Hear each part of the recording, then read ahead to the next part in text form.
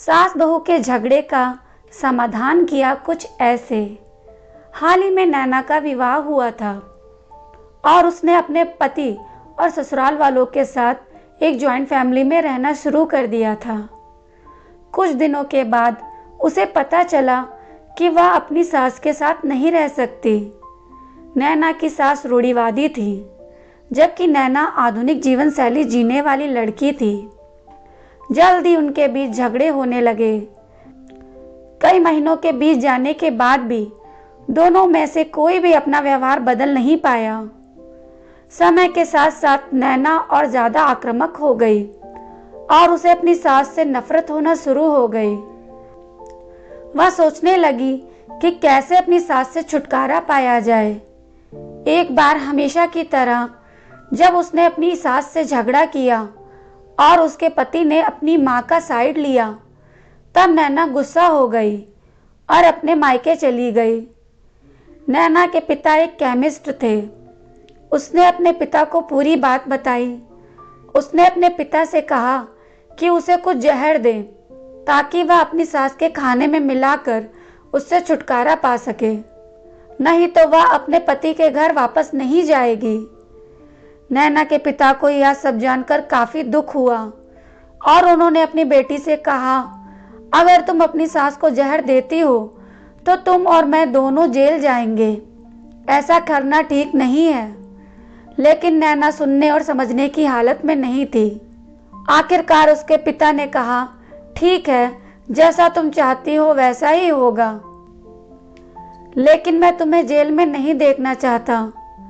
उसके पिता अंदर से पाउडर लाए और कहा, हर दिन जब तुम दोपहर का भोजन या रात का भोजन करते हो तो अपनी सास के खाने में इसे मिला देना। इससे धीरे धीरे कुछ महीनों में वो मर जाएगी और लोग सोचेंगे कि वह प्राकृतिक रूप से मरी है।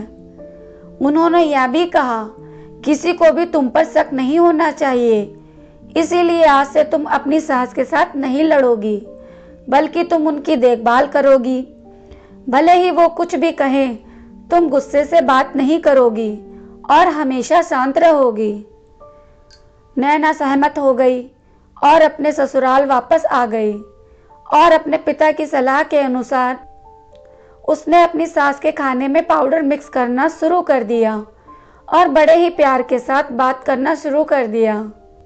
समय बीतने के साथ साथ नैना की सास का नेचर भी बदलना शुरू हो गया, क्योंकि नैना अब अपनी सास का बहुत देखभाल करने लगी थी।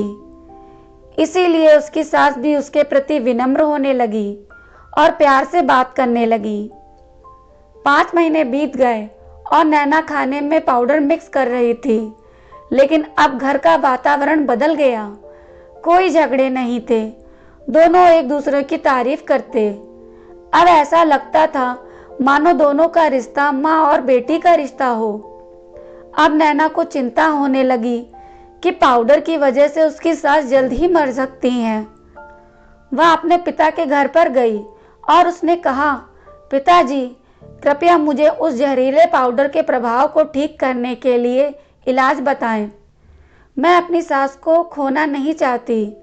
वह मेरी माँ की तरह है और मैं उनसे अब बहुत प्यार करती हूँ।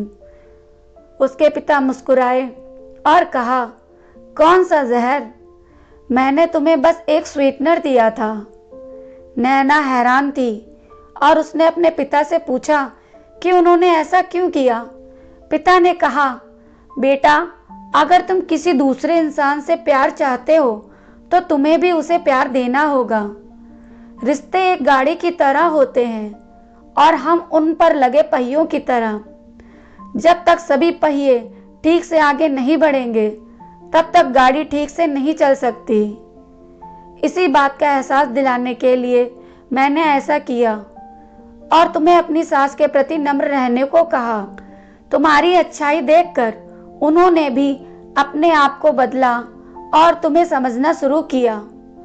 तुम दोनों ने एक दूसरे के लिए अपने आप को बदला। यही कारण है कि तुम अपनी सास के लिए आज मेरे पास भागते हुए आई हो। दोस्तों, इस कहानी से हमें यही सीख मिलती है कि हर इंसान अपनी परिस्थितियों का शिकार होता है। यह अक्सर कई मतभेदों को जन्म दे सकता है। हालांकि हमें एक दूसरे को समझने की कोशिश करनी चाहिए और एक दूसरे के साथ स्वस्थ संबंध बनाने के लिए थोड़ा अपने आप को भी बदलना चाहिए। और जब इन तरह के मतभेद रिश्तों के बीच उठते हैं तो उनके परिजनों का कर्तव्य है कि वो उन्हें शांत रखें और सही रास्ते की ओर मार्गदर्शन करें। दोस्तों, मैं उम्मीद करती हूँ कि यह कहानी आपको पसंद आई होगी। इस कहानी पर आपकी क्या राय है, हमें कमेंट करके ज़रूर बताइए। कहानी पसंद आई हो तो लाइक और शेयर करना बिल्कुल भी ना भूलिए। चैनल पर नए हो तो चैनल को सब्सक्राइब ज़रूर कीजिए। कहानी सुनने के लिए आपका बहुत बहुत धन्यवाद।